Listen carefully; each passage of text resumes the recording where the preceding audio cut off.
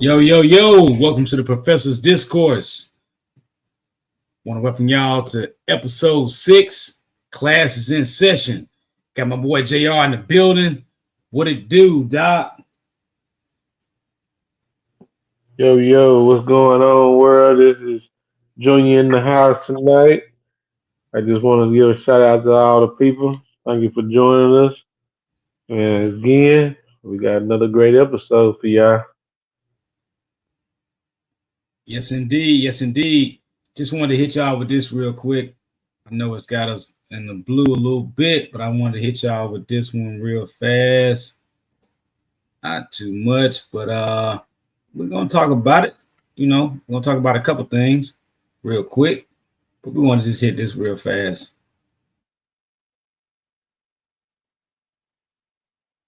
Oh, it didn't add on. Hold on, let me go back.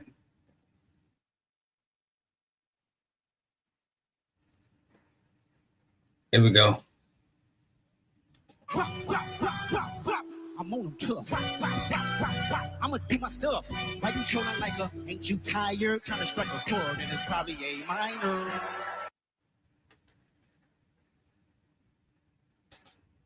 Probably A minor. But hey, that's difference. We back.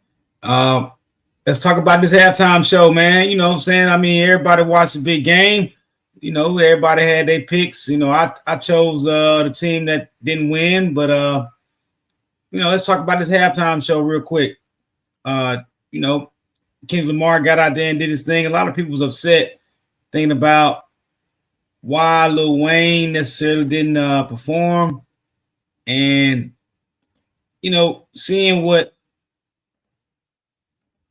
took place, it was a little different.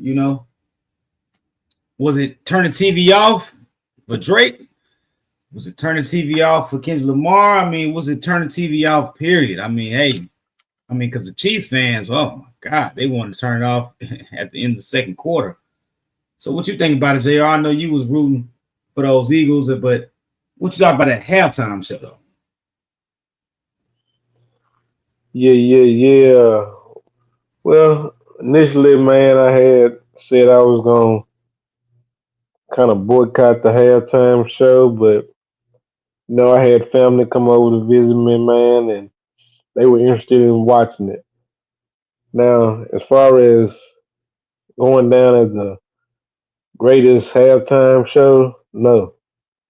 But if you look, it was probably a deeper message. And I think a lot of viewers probably missed just because they were, you know, eating their snacks or getting refills on their drinks or whatnot. But I think there was definitely a message there. Starting with Samuel Jackson playing Uncle Sam, basically. His name is Samuel, but he called himself, "Hey, I'm Uncle Sam tonight."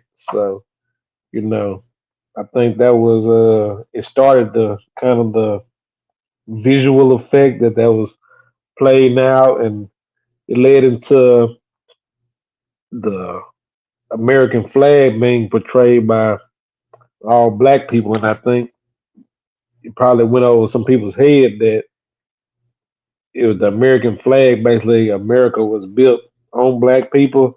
So I think there's a lot of symbolism in it, But like I said, everybody is not at a level where they could see stuff like that. I heard several people comment that people were booing and things like that. I couldn't hear it from my TV, but at the same time, I wasn't in the stands either. So, they had the third person eye view where that was allowed for them to hear that there. They were actually there. So, like I said, it's not the greatest halftime show I've ever seen, but it definitely wasn't the worst either. So that's my first take on it. And go Eagles, go. I'm gonna switch it up. I enjoyed the halftime show because the choreography was excellent. With the, as you mentioned earlier, with the Oh, excuse me. I'm sorry. Sorry about that. With the all black staff to a degree, with wearing the red, white, and blue, there was some definitely contrasts and things of that nature with Uncle Sam, Uncle Samuel. He did his thing. He was more like a referee. I remember one scene where he did where he told him, we're gonna deduct one life, because he went and hollered at his boys and whatnot. Uh, Very interesting how that played out. The choreography, like I said, was to the T. I think he was better than the Usher show because of there was some punchlines that was going direct at a certain person, and then there was punchlines that was going over the heads of people. It was definitely a sight to see. I was upset prior to the halftime show because I wanted to see Lil Wayne. I wanted to see your boy Weezy Tunchi get up in that thing and do his thing. But after seeing the production of how it played out, I wasn't dissatisfied. I was satisfied with the production. I thought the music, especially in the beginning, when they opened up, they had Master P out there. And I know it's not talking about the halftime show, but it's just talking about the overall music quality of what I saw. They had Master P open up the Superdome, segue into Southern University stepping out. Southern University, not Southern, I'm sorry, but Grambling University was at the first Super Bowl, one of the playing bands. And that was interesting to see that Grambling was actually the first HBCU band to play at the Super Bowl. A segue into that, you have to think about the first black quarterback to win the Super Bowl was Doug Williams, who came out of Grambling, played under the great coach of Eddie Robinson. God rest in peace, Eddie Robinson. But I digress. And then you see that you have two black quarterbacks in the Super Bowl, and we are in Black History Month. So it was like, all right, although the one that is more, I guess you say more black in some circles, won the Super Bowl, ended up becoming the MVP, your quarterback. But that halftime show was at the beginning when he said this is a revolution that'll be televised, and I'm the wrong guy. It was some powerful words that he spoke of, and I think the show was definitely entertaining. And that halftime show, Lamar did his thing. I think for if you are a Drake fan, you in trouble because man, he smashed your guy. It's kind of like going back to the 50 Cent Ja Rule aspect. Man, look at Ja Rule and look at 50 Cent now. This might be a prelude to what we may see between Drake and Kendrick Lamar. I mean, we saw one, we've seen the other one. I mean, you make your choice, but on that big stage, he did his thing. He did his thing. I want to segue into this other topic that we want to talk about real quick.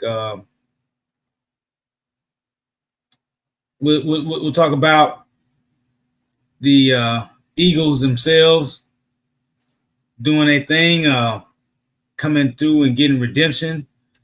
Gotta just go and say it. Fly, Eagles, fly. We saw Saquon Barkley had an opportunity to break Eric Dickerson's record in regards to the regular season, and he chose not to do it. He had an opportunity to where he could have rubbed it into the opponent's face in the playoffs and run a touchdown. He chose not to do it. I mean, Saquon Barkley played a real pivotal role in getting the Eagles where they were able to succeed. Now, once he helped the team when they got to the Super Bowl, oh my God, they were impressive. The way they bottled up Patrick Mahomes to the extent of where I think at halftime they had less than 30 yards of total offense as far as the Kansas City Chiefs. It was a mugging. Mahomes was wearing the defense like a straitjacket, and it wasn't but four players that was basically rushing them. So it was a lot of distress that was put on that offensive line for the Kansas City Chiefs. But we didn't expect, as a fan of football and watching the whole year, we knew Kansas City had some problems, but we didn't expect them to show up and lay a dud like this. I mean, I know JR can express his excitement for being an Eagles fan, but he didn't expect no game like this. I mean, did you?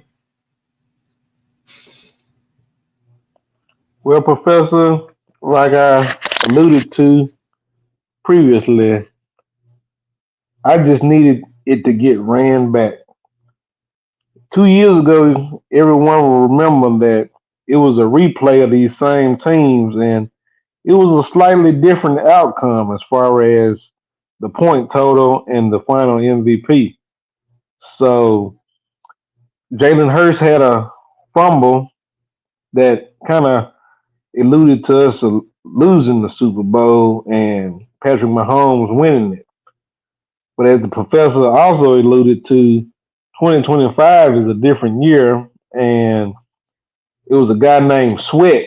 He's one of the cornerbacks that he lived in the backfield last night. And the front four, they got so much push on the Chiefs that it didn't even require us to blitz Patrick Mahomes. Patrick Mahomes never had a chance in the first half to get comfortable. And he typically struggles in the Super Bowl, but not to this measure. If you replay back to when he won his first championship with the 49ers, he struggled up until the fourth quarter. And Tyreek Hill helped him break out of that slump. But we're not trying to revisit the past. We're talking about yesterday.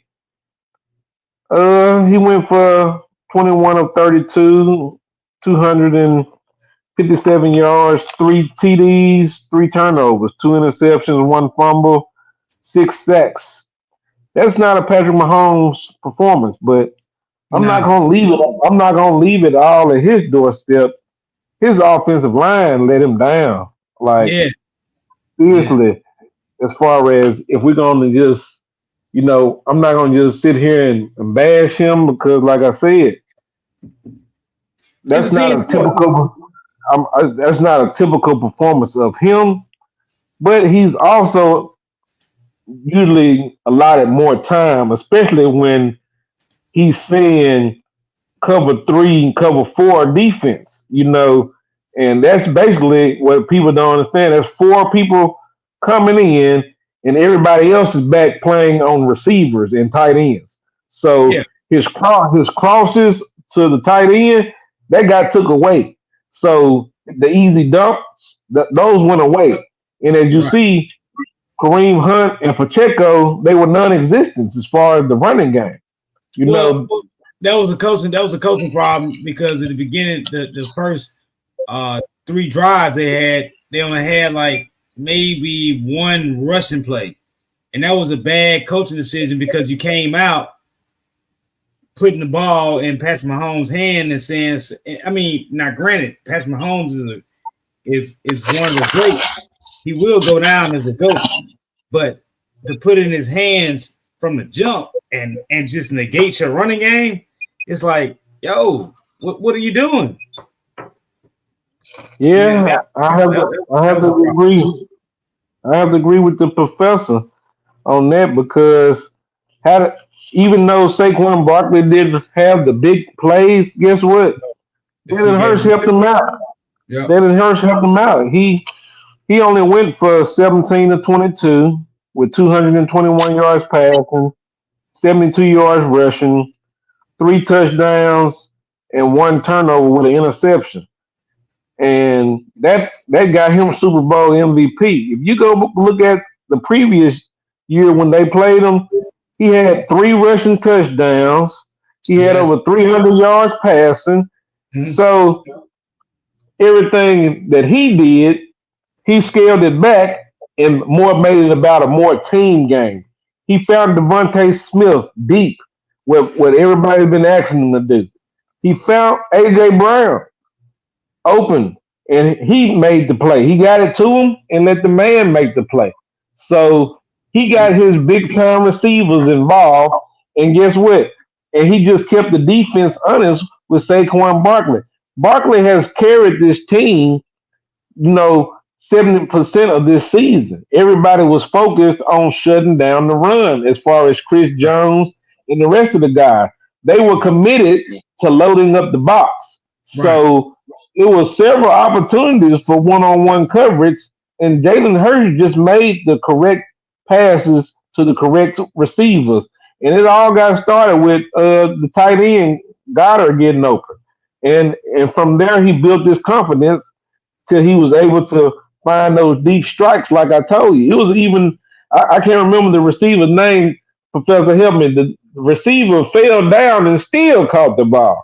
You Well, remember that? let's say this. Look, by the time all those great offensive passes, were made, the game was over with because the confidence was taken away from the Chiefs because the defense of the Eagles took the game away from Mahomes because they had quick 3 and outs, so they had no rhythm. So when the Eagles got the ball and they got the ball in like good positions as far as in the red zone on on a couple early possessions in the first half, to where it didn't matter how great of a game that Jalen Hurts was going to have. He was set up just like Saquon Barkley was set up, but they would tune in to hey, Saquon Barkley wasn't going to beat them. And true indeed, Saquon Barkley didn't beat the Chiefs. It was an overall team defensive effort, and Jalen Hurts ended up receiving the MVP. But I really would question and say he had the stat line to support him getting the MVP. But I would go back to, you mentioned the guy Sweat. Sweat was a defensive end last night, and Sweat was in Mahomes' face like the whole game. So I would look really more. They couldn't give the MVP to all the defensive players or that front four line, but in all honesty, the way they won that game is because of that front four. It was similar to when the New York Giants beat Tom Brady, who coincidentally was the commentator at this game last night. It's amazing to see how history can repeat itself. But I had saw a couple things that said AI had predicted that it would be a blowout and that the Eagles would be the recipients of that blowout as far as being the winners. It happened. Did AI make the right correction? And then this happened to be a computer that said the score would be like an 11-point point spread, but this ended up being 40-22 at the end of the day. So like an 18-point spread. So some people was able to get some money, but if you had zeros in all 4 quarters, you end up coming out with some money, because if you play in the squares, you had some money coming in because every quarter had a zero, just about, except for the end of the third. I think at the end of the third, it was like 34-6. I want to say it was 34-6 at the end of the third. That was the only That's time. correct. That's That correct. was the only time the Chiefs had put up some points different from a zero, because they scored. And they couldn't even get a 2-point conversion.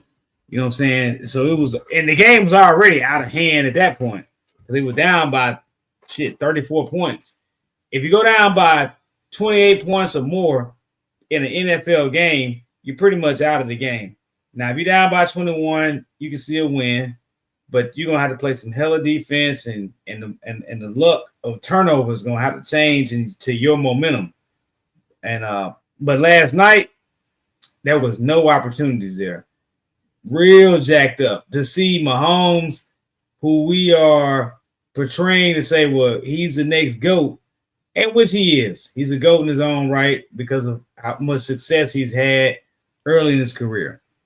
If you compare him to Lamar Jackson, Josh Allen, Joe Burrow, uh, Jared Goff, Trevor Lawrence, Deshaun Washington, even the new cat, which is not on the same level as a Patrick Mahomes, but even the new cat, Jordan Daniels or Jordy Daniels, however, the Washington Commanders quarterback. The thing is, we haven't experienced, or even Tua Tagovailoa, but we haven't experienced a man that has been in the league in this short amount of time to be in the NFL Super Bowl this amount of times. Um, so shout out to him. I mean, he 3-2 in the Super Bowl, losing one to Tom Brady and now losing one to Jalen Hurts, and Jalen Hurts is 1-1 against Patrick Mahomes. So now Jalen Hurts' legacy and his thing can continue even more beyond the Alabama days where Tua Tagovailoa, that's why I mentioned him, came in and took his starting role from Jalen Hurts. And Jalen Hurts ended up transferring and went to Oklahoma and led that team to prominence. But they didn't win the big chip because they didn't have that chemistry. But now this cat is in the NFL and he struck gold. He struck gold when he got Saquon Barkley, and that team believed in. They had some get back they wanted to get. They definitely had some get back, and so I can't disagree with that, Jr. They had some get back they wanted to get because if I lose to you today, oh, you best believe tomorrow, you better be ready to play tomorrow because I'm ready. I'm amped up. I'm pissed. And if your ass is talking about, I don't want to play today, well, that means you taking an L. And I still don't feel like it's an L because I ain't beat you. And so I got to beat you. What do we want to look at this here as? Do you think this is an end of a dynasty? Or do you look at this as being the start of a new rivalry? JR, what's your thoughts about that? I wouldn't say it's the end of the dynasty. Patrick Mahomes is only 29 years old. So, if True. anything, I think it's the start of a rivalry because they're in different conferences. The thing that you failed to mention about the Josh Allens and the Lamar Jacksons, they're gonna shred each other to death before they even will reach the championship game. So that's one thing Jalen Hurts has in his favor. He could see the loves. He can see the C.J. Strouds. He could see the Oh, CJ Stroud to the Danny. AFC. CJ Oh, Stroud to I the AFC. apologize. I apologize. I meant to say Daniels. He will see these quarterbacks again, running back in the Dak Prescott's and other names coming next year. So Do you think? Hey, are so they? so so so so let me ask you this: you we're gonna say hands down, Jalen Hurts is better than Dak Prescott. And I ain't trying to interrupt you. I'm just asking. Jalen Hurts better than Dak Prescott. Yeah, I'm a concur with that. Okay, And I I'm agree. not taking shots at Dak Prescott because he went to my home state school. He went to Mississippi State. Mm-hmm. I'm just saying the eye test and what I've seen on the field. Dak Right. Prescott has only been out of the first round once in his whole career. Has he? Jalen Hurts, It's one he once. has only once, and this is Jalen Hurts' second time in the Super Bowl as a starter. So It's a Super Bowl. those are stark differences. He's been twice. Dak has never reached pay dirt yet, so he hadn't even achieved the championship game yet. So Right, he right, right. still he still has a ways to go He a as baby far in the as game. He a baby in the game. Daniels has gone farther. This is just for context now. Daniels has gone farther than Dak Prescott, and I'm not taking Exactly. anything away from Dak Prescott, Great but character, great guy. We're not talking about his character. We're not talking about his character. We're talking about on the field play. He's just garbage. so He's just all it is. He BFI. When it comes I'm to a, the I'm big not game, I'm he not BFI. gonna write it all off as his play. I'm a leave it at Jerry's front door as far as him wanting to control the team rather than being the owner of the team. So you You think know, Jerry in the way? So you think Jerry in the way with the Dallas Cowboys? if he would stay up in the press box like Mr. Kraft, I think they could get more done on the field as far as championship production and championships as far as NFC championships and possibly a Super Bowl championship.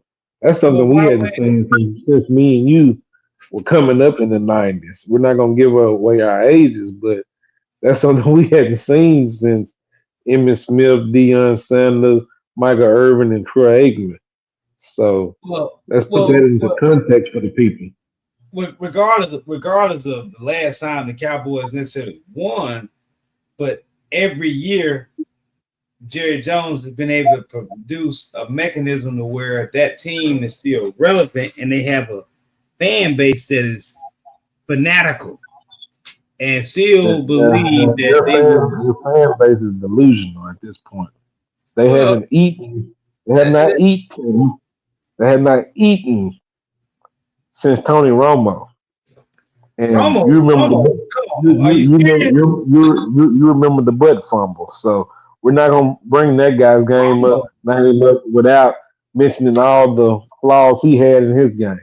So let's we're not gonna do that. We're just gonna move on from that team.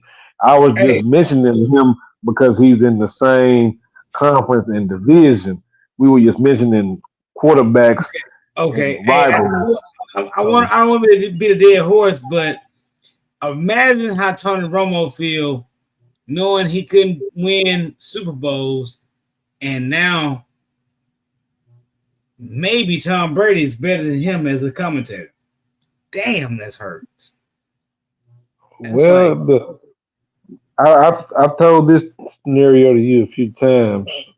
It's easier to lie to people if you trying to spare their feelings.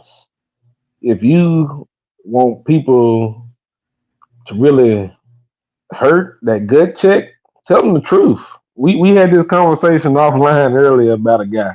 So if you would have read him his rights, you would have punched him in the stomach, and he would try to potentially come through the phone and attack you. But you laid out what you said, and you left it right there, and well, that's that's something. where. So That's a little different. It's a little different. It's a little different. that's just to sum it up. If the truth is going to hurt you like a knife, a lie will spare your feelings. You know what I'm saying? So Well, that's just you know, at the end of the day, I cannot subscribe to a lie. If I'm gonna lie to you and make it sound fly to you, what the hell am I doing to you? You know what I'm saying? Like, nah, that ain't how I roll. I gotta keep it 100. like You know what I'm like I saying? said. Like I said, it just depends on the effect you're looking for, my friend. But back on this topic of rivalry, I see Daniels and Hurts competing for that division for the next 5 to 7 years, man. You know, Yeah, yeah, yeah, barring injury, you yeah, know, yeah. that's gonna be a good rivalry. You know, and then to get outside of that division, you're gonna have to see love. You know what I'm saying? I don't So think I so. don't. I don't think so. I don't think so. I think love. I think love is already at where he can be at. Well, I think, add him a Devontae Adams. Add him some a major player over there. nah, You're forgetting what these other teams are allotted. The Chiefs. We're not gonna talk about it. They have the fastest receiver in the league right now in they Worthy. do. Word, yeah, They word, they word, yeah, yeah, yeah, yeah. that's what I just said. And then not But the you know what I'm he ain't saying. Tyreek Hill. He ain't Tyreek Hill The though. well, he's not the playmaker. You have to give. He's a rookie that I just said. He's not a 7 year vet in the game right now. So give the Nah, guy a little give the guy a little time. You're just being objective from your perspective. He's a rookie. That Cheetah was not doing that his rookie season. Just he understand that. wasn't. Go back and look. Go He back and wasn't. look. He wasn't. He wasn't. I agree. I Okay. agree. So just understand it's levels to it, and I'm just gonna continue with my soliloquy. But you know, Kelsey let him down. You know, it's a lot of people that's out there Oh, that okay. it's a lot of people. It's a lot of people that let Patty down. That DeAndre Hopkins is one of them. He dropped two very capable Oh balls. yeah, yeah, yeah, So I'm not letting anybody off the hook tonight because if you're gonna leave it at the quarterback's doorstep, I'm gonna leave it at who he tried to get the ball to. He was being pressured. Like I told you, he was sacked 6 times, but he was hurried up 14 times. So that's not that's not yeah. But time to throw the ball. He was hurried up 14 okay. times. But you mentioned Kelsey. Now DeAndre Hopkins. The opportunities I saw with DeAndre Hopkins. I mean, he straight up just dropped the pass and act like it was too fast or whatever excuse you want to But make. did you see all the field he had in front of him? There was no one Oh, else to beat. all the field, and he had his hands on the ball. Um, That's that's what I yeah, yeah, that's what yeah. I It's call on letting the him. quarterback down. So Yeah, yeah, you, yeah, you yeah. went for the Chiefs, but I watch a game objectively. I'm looking at what that right there could have been that momentum change. Football is a Exactly. game of momentum, Oh, and of course. and the Chiefs never broke the Eagles' momentum Nah, when they finally did score, when it was 6-34, like you said, it was I too think little, too six to late. forty. It was too. Six, It was too.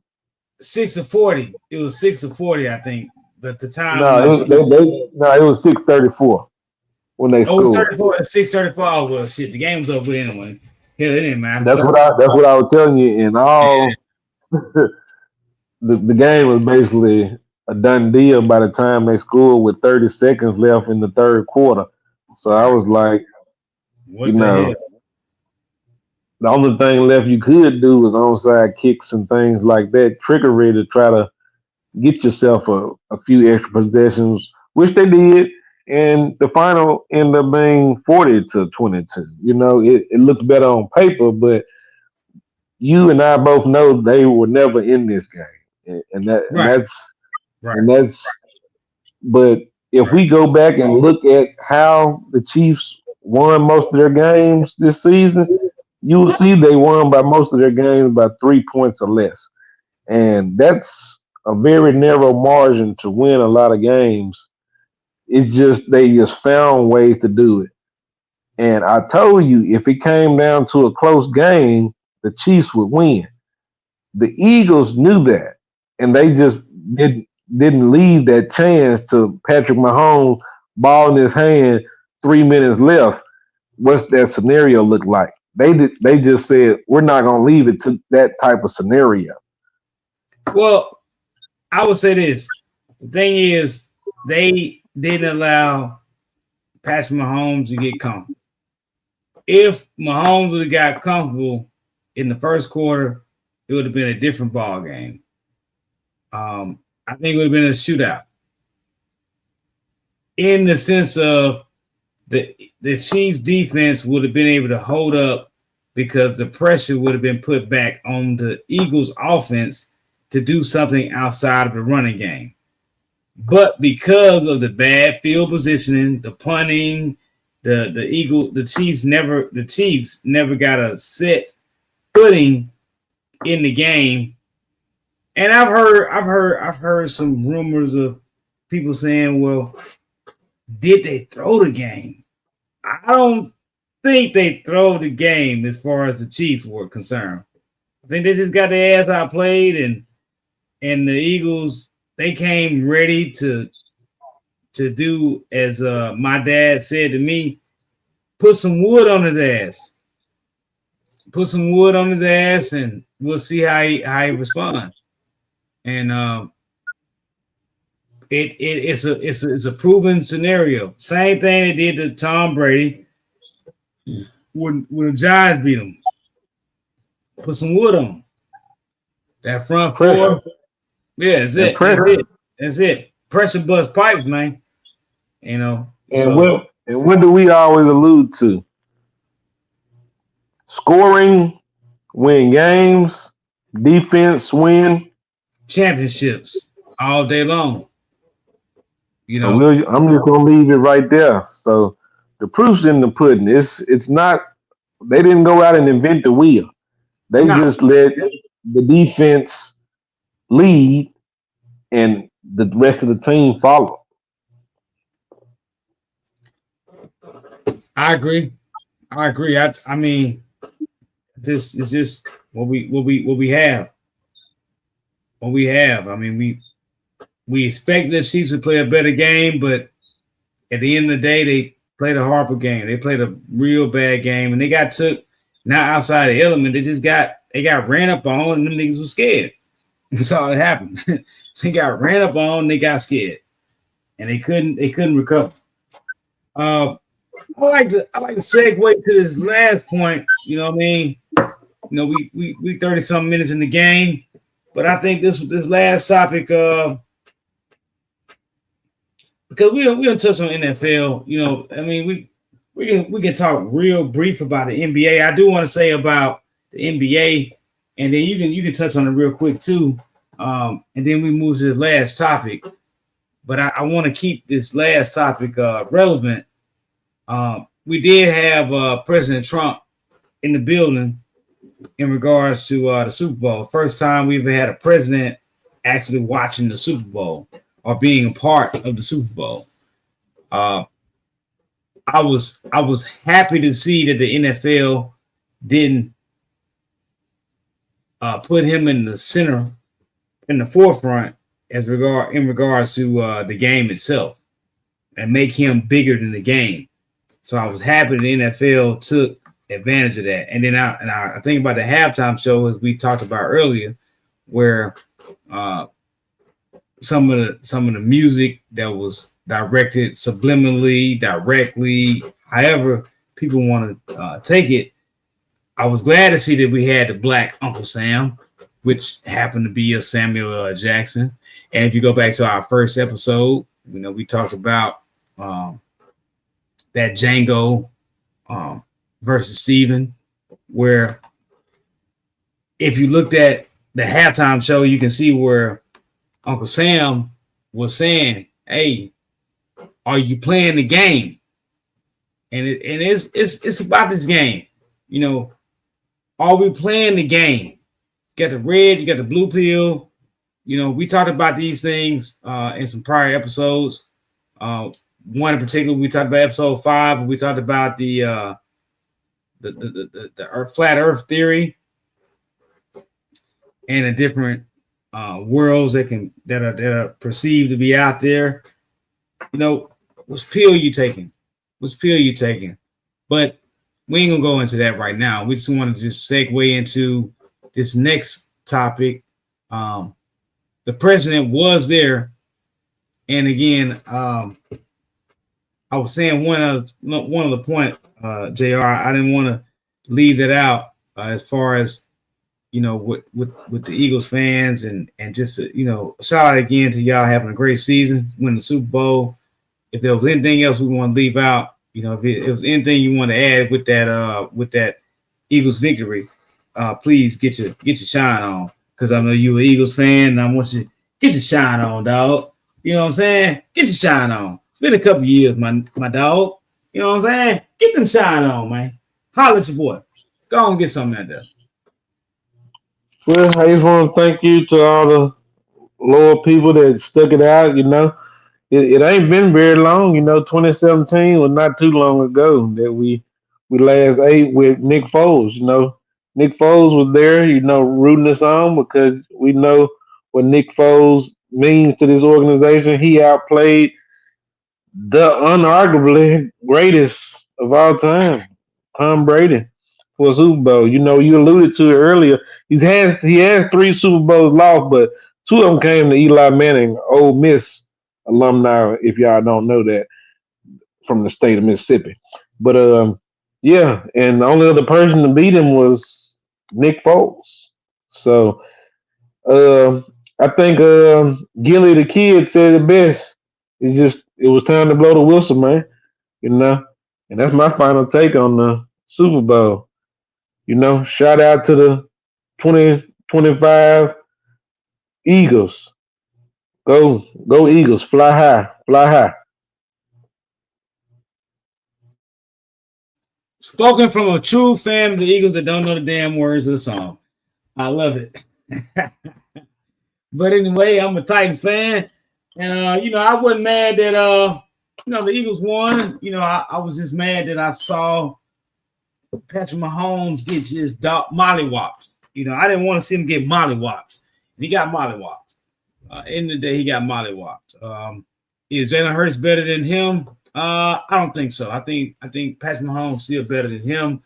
Patrick Mahomes got a better arm, but Jalen Hurts, from all the adversity he went through, some of the things he's went through harder adversities, I would say, than Patrick Mahomes. But time will tell who will have more rings. Right now, Mahomes got more. Can Jalen Hurts catch up? Of course. He got an ace in the hole now. He got like the Barry Sanders, Emmitt Smith blend with Saquon Barkley. And he got a receiver that's just nasty. Came from Tennessee. Shout out to them Titans. We got number one pick. Please don't trade that pick away. Let's get somebody that we can use on the field for the future to come. I don't know if it's Travis Hunter. I don't know if it's Shedeur Sanders. I don't know. We have to see how that plays out. But we definitely want to see something come to Tennessee. We need that in Cashville. This last topic, and we're going to leave y'all alone after this one here, you know what I'm saying? This last topic, we got to bring it to some effect. Where we at? You know what I'm saying? We got these executive orders that have been dropped. A lot of them been dropped. I mean, a lot. It's one in particular was dropped on February 3rd, ending radical indoctrination in K-12 schooling. Before I even get into this particular executive order, just want to share with y'all, in the first 100 days, the current president right now has dropped more executive orders than any other president in U.S. history. And it's like, okay, you had your first time around and you saw how things were going or supposed to go, and you went against the grain, and everybody thought it might been cute because you had the evangelical as vice president and the silver fox white boy Mike Pence. But now you switched up. You got JD Vance. You got the young cat that didn't rock with you just 8 years ago. This guy said that he was a poor white trash that went to the military, that got into the school and became an officer and turned his life around and things of that nature. But now you got this guy in your corner. He's young. He's under the age of 40. Now he's all of a sudden switch sides. So, it's for the greater good of the Republican Party. Are we really just going to stay on surface level when it comes to these things? Or are we just going to really just look at for what we really seeing? This ending radical indoctrination in K-12 schooling. It's got a couple sections. Section 1, just read the first part of it. And matter of fact, let me share a screen with you so that way y'all can see it too and not know that I'm bringing something that's inaccurate. I want y'all to be able to see this for yourselves because maybe seeing is believing. But we'll go back. You see, it's Executive Order 14190 as of January 29th, 2025. Purpose and policy: parents trust American schools to provide their children with a rigorous education and to instill a patriotic admiration for our incredible nation and the values for which we stand. We'll skip through section 1, but you can see real clear this executive order is right there. If you want to go back, pause, and get an opportunity to read this whole executive order, not a problem. Not a problem. Go back, read it, get your own understanding. It's kind of like the Bible. When people, like we shared with y'all earlier, we put the words out there for y'all. They even talk about Title IX as far as they throw it in transgendered into this executive order. Section 4 talks about reestablishing the President's Advisory 1776 Commission and promoting patriotic education. So for me, I'm just only taking it just a surface level thing. And I'm really kind of looking at these words and I think about the slogans that are being broadcasted. Whereas make America great again. So I'm gonna make America great again. We're going back to 1776. 1776 Commission in promoting patriotic education. In 1776, this opportunity that I'm able to share my thoughts, my visions, and all this wouldn't exist because diversity, equity, inclusion would already be outcasted. Hell, I couldn't tell you nothing about slavery because you know why? I'm still a damn slave.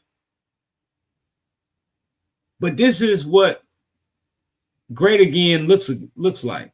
Making America great again looks like just turn the history books back and let's just exclude all the progresses we have. And then, hey, everything that doesn't include, this touchy subject about being black or white, we just gloss over that moment. It's not about anybody out here being racist. It's about, so now you can't have any type of pride into who you are, what you came from, none of those things. It's just, we're going to wash it. Won't even use the real word that people would like to hear, but we're going to just wash over this and just act like in 1776, America had it on point. JR, what you just on this small information of this right here, what you feel about this executive order? I definitely believe you're trying to minimize the black man and his struggle and his strife. You only want it to be portrayed as the good fellow neighbor, the colonizer. Um, I guess you're going to not teach about Christopher Columbus anymore either, because if we're going to get all the way 100 and be honest with these children, which y'all don't want to do, stop telling them that he discovered something and people were here. Copper colored people, as he would describe them. So we need to paint, if we're going to paint a narrative, we need to paint a whole new narrative. not where certain fashions of people are and their strife and their struggle for equality has been marginalized, where you can castrate a man or you could gouge his eyes out for looking at a particular type of woman, or these things, all these things, lynchings and the 1960s police beating on people, and basically we're having to boycott everything to get rights as far as basic civil rights like rights to votes and things like that. But if they feel this is the best manner for teaching children because so they won't be sensitized, we don't want these children then because they need to know the truth. You're lying to these kids, and the professor said before, if you're gonna tell it, tell the truth. Me, I would probably be a little bit more ambiguous about it to try to spare people's feelings, but I'm not going to delete certain parts of history to spare another person. If if people were put into bondage against their will, made to work for free, foot sawed off if you tried to run away, and things like that, that's something that needs to be embedded in people's mind that that took place, and those are the people that did it to you. So I don't want you to just to turn the other cheek. I'm not asking you to do that. I'm not asking you to be Martin Luther King, but I don't want you to be out here Malcolm X talking about by any means necessary either, because there has to be some type of common ground that we all can find. But distorting the truth, distorting history for one person's feelings over another, if you've lived in America, you know there's a levels to this stuff as far as struggles to get jobs, being a convicted felon, trying to find a job. It's impossible. But guess what? We have the first ever convicted felon for a president. So I guess it's fine for him to be in the White House, just not working anywhere else. Hey, it's We cool can't. if you do it. It's cool if you do it, but if I do it, it's a whole different ball game. That's what I'm trying to say. For the young listeners, and even for the old listeners, it's cool if you Oh do it. yeah, If I do it, it's a whole different ball game. yeah. What the professor just said.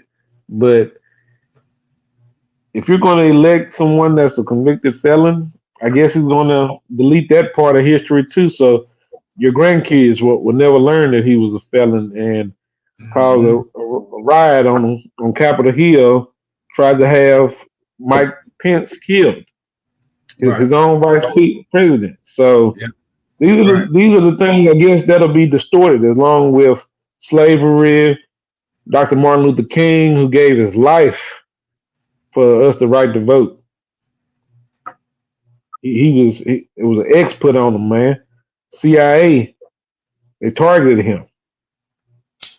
They targeted all the black leaders. If you want to be particularly honest about it, the Malcolm Yeah. X, the Marcus Garvey, Oh yeah. the the Black Panther Party, anybody that was trying to help out someone for this cause, they had to be exterminated as far as jail or you're going into that pine box. It was only two options of ways to get out. If you Nelson got to stand Mandela, in that pine box, you got to be Nelson clear about that. Mandela, Nelson Mandela spent 30 to 40 years in prison. Right. From Could you? where, from where your boy Elon Musk, who is in charge of government agencies right now, comes from. Elon Musk is from South Africa. And why does he need to be in anybody's democracy? He hadn't pledged allegiance to the United States. Nope. He falls up under that the blanket of that's owned by England because it has diamonds in it. So, but that's a whole nother topic for another day. But he doesn't deserve a position in anybody's cabinet. He's a foreigner, and if anything, he should be just allowed to work on his private stuff here. And guess what? I'm sure you're not taxing them like you do me, you, and everyone else here. Because guess what? Oh, he's going to put back into the system. That's why he's not taxed like that. He's putting his money into digging tunnels so he can evade traffic for when these riots start from y'all doing all this stuff to these poor people. And that's my final take on that topic. I would say this here, just to comment on my brother's topic. I mean, the proof is in the pudding. Information is there. Whether you want to sit back and allow cable TV to wash over you, TikTok to wash over you, Instagram to wash over you, Facebook to wash over you, whatever you want to put in front of you to make excuses of why you just don't want to take the citizenship to the level of where it's supposed to be at. Put it to the test. This government is not made for you. It's made for you to serve you. And until you enact your rights as citizens to make the government work for you, you will never get the results you want. How many of y'all that are that's right now listening to us have people that y'all register to vote that's out there actively in your local government, knowing who on your city council, knowing who's running for mayor? What is a actual platform? Like put yourself in position of power. Like, what are your demands in the simple policies on local government and then on national government? What is your policies? It's not about race all the fucking time. The hindrance or the distraction becomes race because it's about the haves or have-nots. Damn it, these folks are not concerned with playing checkers with you. They playing chess. They doing it. They're putting the pieces in the position to where you got to come in them for everything. Everything you owe, you got to go to them. It's a time to ring that bell, as my guy did it on higher learning. Not higher learning, I'm sorry. School days. Lawrence Fishburne. He was in both. But when he rung that bell, he said, wake up. It wasn't about this Willie Lynch syndrome. It is about that. I'm sorry. It is about the Willie Lynch syndrome. Where wake up. And if you don't know the Willie Lynch syndrome, get yourself on a high vibration, high energy. Everything will come to you. That third eye, that pineal gland, it'll open up. You gotta get outside of this construct where everything is surface level. Everything is gonna be surface level. Well, let's keep it surface level. We'll talk about the frivolous things about the football, the halftime shows, the Super Bowl, all that. We'll get that to you. If that's what you need, we'll get it to you. But we're gonna give you some food for thought. And this food for thought is Open your eyes. Open your eyes and see what's going on. Do some research. Stop letting the cable TV wash over your body when you get off of work or you heading to work, or the social media has got you controlled where you're not able to research and look and see what's going on. But you can tell if it's some drama and some beef going on, as far as somebody that's in the same position as you trying to take your spot that neither one of y'all earned or can hold without the support of each other. It's been real with y'all. We enjoyed y'all. Y'all been along with us this long. We out. Once again, this has been the Professor's Discourse. I don't know how this new outro is going to act, but I definitely want to say peace, love, like, subscribe, do your thing. We'll see you next time.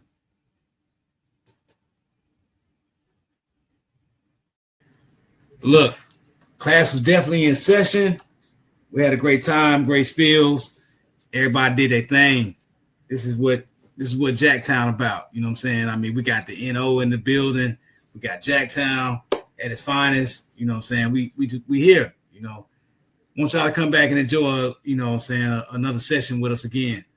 You know, we got plenty more to come. Plenty more to come. We just wanted to have a little fun with y'all tonight. Enlighten y'all a little bit about some things. Not get too touchy and me. You know what I'm saying? Something controversial that'll have you so mad that you don't want to watch us again. We want y'all to come back.